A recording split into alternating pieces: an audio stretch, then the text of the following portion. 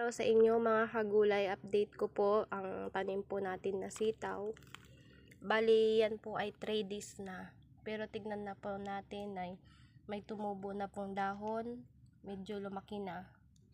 Yan, at yung iba mga kagulay ay hihintayin pa natin yung kanilang pagtubo.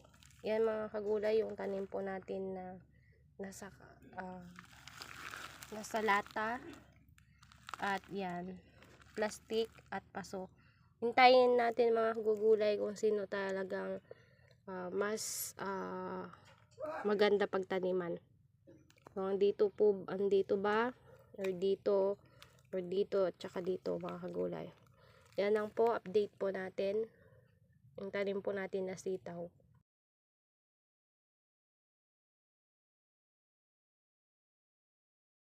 Para sa inyo mga kagulay, update ko po ang tanim po natin na sitaw.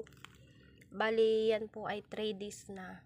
Pero tignan na po natin ay may tumubo na pong dahon. Medyo lumaki na. Yan, at yung iba mga kagulay ay hihintayin pa natin yung kanilang pagtubo. Yan mga kagulay, yung tanim po natin na nasa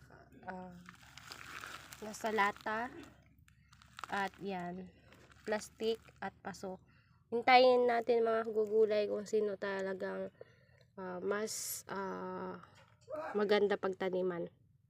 Kung andito ba or dito at saka dito mga kagulay.